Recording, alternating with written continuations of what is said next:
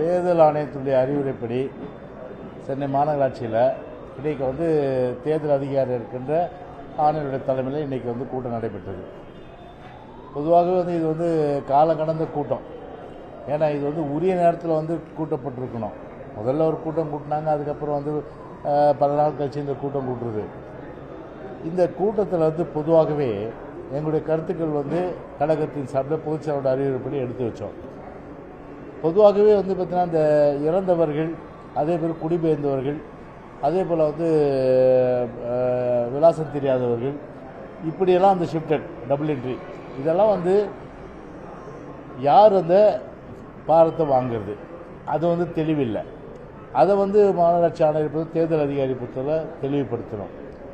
ரெண்டாவது பார்த்திங்கன்னா சர்வர், அதாவது அப்லோட் பண்ணுற சர்வர் தமிழ்நாடு ஃபுல்லாகவே அது ரொம்ப பூராக வீக்காக இருக்கிறதுனால அப்லோட் பண்ணுறதுல கஷ்டம் இருக்குது. அதனால் எவ்வளோ சென்னை மாவட்டத்துக்கு நீங்கள் அப்லோட் பண்ணீங்க, சர்வர் வீக்காக இருக்குது. ஸோ அதை நீங்கள் சரி பண்ணுங்கன்னு நம்ம சொல்லியிருக்கோம். அதுக்கப்புறம் பார்த்திங்கன்னா இந்த ஃபார்ம் பொறுத்தவரை, அதாவது அனெக்சர் 58 அது ஒரு டெத்து, இறந்தவர் குறித்து ஒரு பாறை கொடுக்கப்படுது. அதே போல் ஷிஃப்டட் குறித்து ஒரு பாறை 59 கொடுக்கப்படுது. அதாவது இடமாறியவர்கள் அந்த பாறை கொடுக்கப்படுது. இது இப்போ தான் டேபிள்லேயே ப்ளேஸ் பண்ணுறாங்க. இப்போ தான் இந்த பாறை, அதாவது 58, இது 59, இது நான் நாங்கள் கேட்டோம். இது கிட்டத்தட்ட ஒரு தமிழ்நாடுடைய எலெக்ஷன் கமிஷன் ஆஃப் இந்தியாவுடைய இன்ஸ்ட்ரக்ஷன் படி ஸ்டேட் எலெக்ஷன் கமிஷன் அது வாட்ஸ்அப் குரூப்பில் போன வாரமே இதை எல்லா மாவட்ட ஆட்சித் தலைவருக்கும் அனுப்பியாச்சு, மாநகராட்சிக்கு இங்கே அனுப்பப்பட்டிருக்கோம். ஆனால் அப்போ கொடுக்காம இப்போ மட்டும் இதை டேபிளில் ப்ளேஸ் பண்ணி, இப்போ கண் கண்ட பிறகு சூரிய நமஸ்காரம், இதுக்கு முன்னாடியே இது அதாவது ஷிஃப்டட் டெத் ஓட்டர்ஸு இந்த பாரம் அதாவது கொடுக்கணும். இது BLA 2க்கு கொடுக்கணும். அதை மற்ற மாவட்டங்கள்லாம் கொடுத்துட்டாங்க திங்கட்கிழமையே. அது பொதுச்செயலாளர் அறிவிப்படி எல்லா மாவட்டத்துக்கும் எங்கள் கட்சிக்காரர் கொடுத்தா தான் நான் சொன்னேன், நாங்கள் உங்களுக்கு முன்னாடியே நாங்கள் கொடுத்துட்டோம், ஆனால் நீங்கள் தாங்க லேட்டுன்னே சொல்லிட்டோம், அப்படியே என்ட்ரி போட்டாங்க. அது மாதிரி அப்போது உள்நோக்கம் என்ன தெரியுது? அப்போ இந்த பாறை கட்சிகளுக்கு கொடுக்கக்கூடாது, அப்போ வேண்டியவங்களுக்கு கொடுக்கணுன்றது தானே உள்நோக்கம். இப்போ புதுப்படையில் இந்த மீட்டிங்கில் கொடுத்துருக்காங்க. ஆனால் நாங்கள் ஒரு வாரத்துக்கு முன்னாடியே எங்கள் கட்சிக்காரருக்கு கொடுத்துட்டோம். சரி, இந்த பாரத்தை கொடுத்து யாருக்கு இது கொடுக்கணும்? BLO வாங்கணும்னு இன்ஸ்ட்ரக்ஷன் இருக்கா? இல்லை, பல இடங்களில் வாங்க மாட்டேன்றாங்க. அதை இன்ஸ்ட்ரக்ஷன் கொடுங்க, BLO தான் வாங்கணும்னு சொல்லிவிட்டு அதை நீங்கள் உடனடியாக செய்யுங்கன்னு சொல்லியிருக்கோம். ரெண்டாவது, ஒரு அவேர்னஸ் எல்லா மாவட்டங்களையும் இப்போ சில NGOஸு, அதே போல் சில பிரபலங்கள் எல்லாம் யூடியூப்லேயும் அதே போல் ஒரு பேட்டிலையும் கொடுக்குறாங்க. அதாவது பாரங்கள் எப்படி அதாவது ஃபில்லப் பண்ணோம், அதாவது இடது பக்கம் உள்ள காலம், வலது பக்கம் உள்ள காலம், இதை எப்படியெல்லாம் பண்ணோம். அப்போ 2002 லிஸ்ட்டு, அது ஆக்சுவலாக அவங்க தான் எடுத்து வந்தோம். சென்னையை பொறுத்தவரை டீலிமிட்டேஷன் 2005. அந்த டீலிமிட்டேஷன் லிஸ்ட்டு படி பார்த்தீங்கன்னா அந்த BLA 2 அந்த BLO அதை வச்சுருக்கணும். அதை பார்த்தீங்கன்னா எங்களுக்கு தான் தெரியாது, நீங்கள் தான் பண்ணணும் அப்படின்னு பல இடத்துல ஃபோட்டோ கேட்டுச்சு. ஃபோட்டோ தேவையில்லை, அவங்க விருப்பப்பட்டால் ஃபோட்டோ கொடுக்கலாம். ஆனால் ஃபோட்டோவை இன்சஸ்ட் பண்ணுறது இதெல்லாம் ஒரு தெளிவில்லை. பிரச்சாரங்கள் ரொம்ப மந்தம்.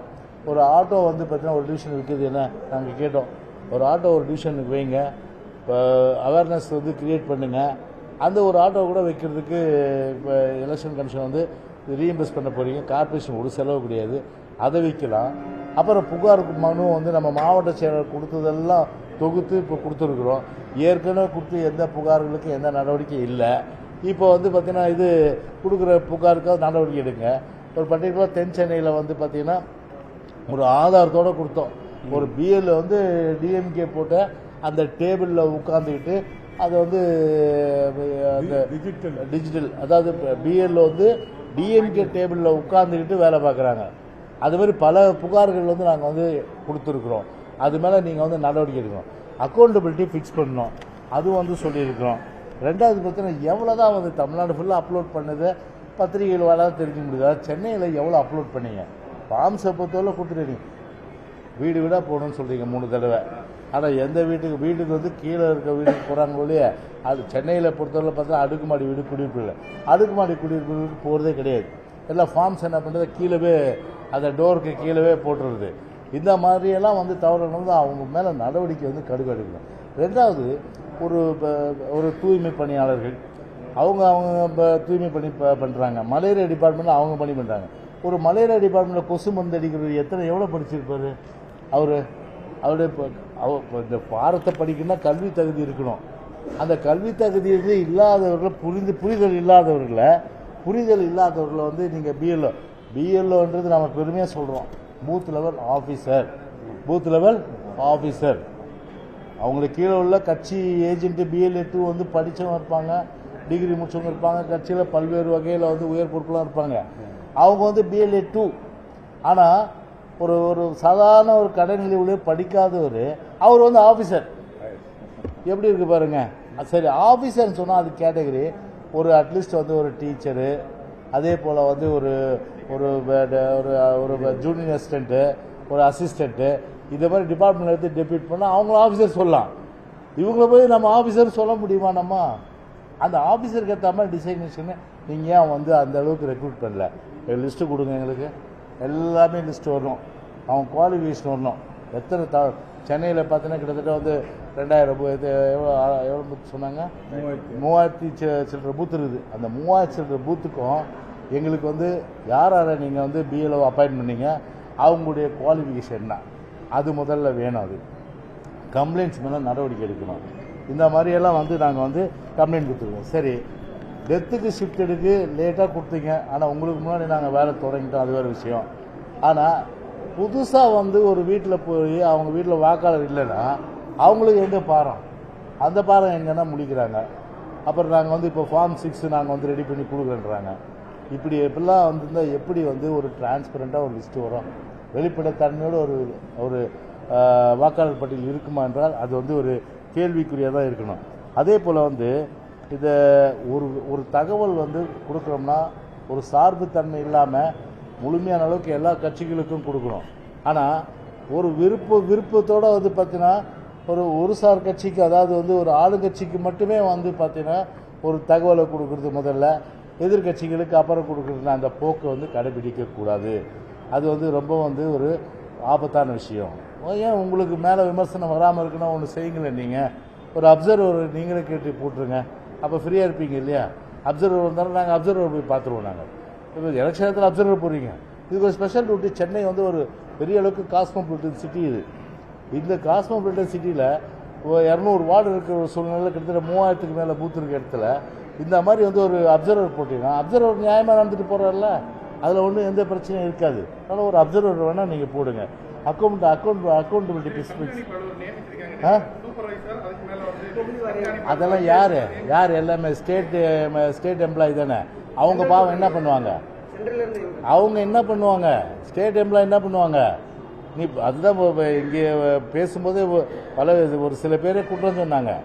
நீங்கள் வந்து ஒழுங்காக இல்லைன்னா அவங்களெல்லாம் டிபார்ட்மெண்ட்டு மாத்திரம் வேறு இடத்துக்கு மாத்திரம்னா என்ன பண்ணுவாங்க? பயந்து தான் போவாங்க. அப்போது ஒரு அப்சர்வர் இருந்தால் என்ன பண்ணுவாங்க? நியூட்ரலாக கம்ப்ளைண்ட் வந்தால் நடவடிக்கை எடுப்பாங்க. இப்போ கம்ப்ளைண்ட்லாம் கிணத்துல போட்ட கல்லால் இருக்கு, என்ன நடவடிக்கை? ஒரு நடவடிக்கை இல்லையே. எல்லாம் சொல்லிட்டு தான் வரோமா?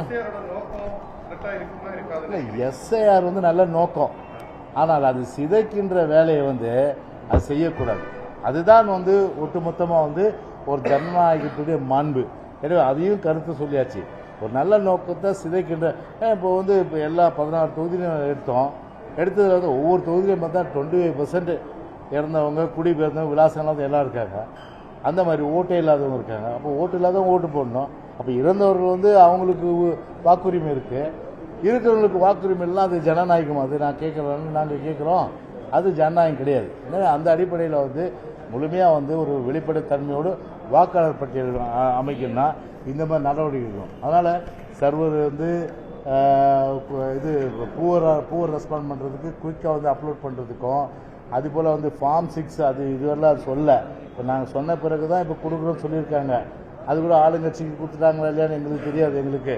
ஆனால் எங்கள் கடமை நாங்கள் செஞ்சிட்ருக்கோம். இருந்தாலும் நான் எங்களோட கருத்தை சொன்னோம். ஃபார்ம் 6 BLA2 கொடுங்க, பொலிட்டிக்கல் பார்ட்டிகிட்ட கொடுங்க.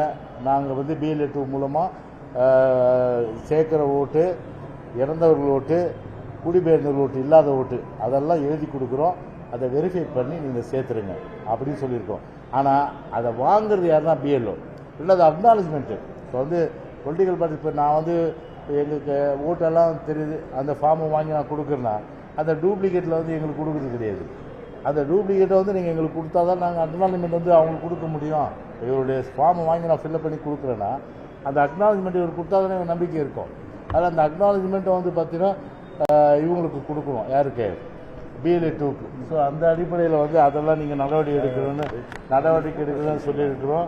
அதே போல் வந்து இந்த ஃபோட்டோ ஆப்ஷன்லாம் வந்து பார்த்திங்கன்னா அது ஆப்ஷன் தான், அதை வந்து இதெல்லாம் அப்போ வந்து இவ்வளோ குழப்பங்கள் இருக்குன்னா ஒரு சென்னை மாநகராட்சி வந்து ஒரு அறிக்கை, அதாவது வந்து ஃபோட்டோ வந்து தேவையில்லை, ஆதார் கார்டு விருப்பம் வந்தால் கொடுங்க, அதுக்கப்புறம் வந்து இடது பக்கம் இருக்கிறது உங்களுக்கு தெரிஞ்சால் ஃபில்அப் பண்ணுங்க, இல்லைன்னா விட்டுருங்க, எங்கள் வியூவில் பார்த்துருவாங்க. அப்புறம் உங்கள் வீட்டில் வந்து யாரும் இல்லைன்னா அதுக்கு ஒரு ஃபார்ம் தருவோம், அதை ஃபில்அப் பண்ணி கொடுங்க. இறந்தவங்க வந்து யாராக இருந்தால் அதையும் ஃபில்அப் பண்ணி கொடுங்க. அதுக்கப்புறம் வந்து இது வலது பக்கம் இருக்கிற காலத்தில் வந்து அங்கே வந்து பார்த்தீங்கன்னா புது ஓட்டர் பற்றி நீங்கள் தகவல் தெரிஞ்சால் சொல்லுங்கள், இல்லை நாங்கள் வந்து ஆப்பில் எல்லாம் தானே இருக்குது. அப்போது பப்ளிக்கு வந்து தெரியப்படுத்துறது யாருடைய பொறுப்பு அது? அப்போது கார்பரேஷனும் சென்னை மாநகராட்சியுடைய ஆணையம் வந்து தேர்தல் அதிகாரி இருக்கிறதுனால அது அவங்க தான் வந்து முழுமையான அளவுக்கு இதை வந்து தெளிவுபடுத்த வேண்டியது ஒரு முக்கியமான கடமை. எனவே இது ஒரு ஸ்டேட்மெண்ட்டு ஆஸ் எலெக்ஷன் ஆஃபீஸர் கொடுக்கணும். அது மட்டும் இல்லாமல் பார்த்தீங்கன்னா ஒரு ப்ரெஸ் மீட் கொடுத்து வெளிப்படுத்தணும், ஆட்டோ பிரச்சாரங்கள் பண்ணணும். இதுதான் வந்து எங்களுடைய கோரிக்கையாக நாங்கள் வச்சுருக்கோம்.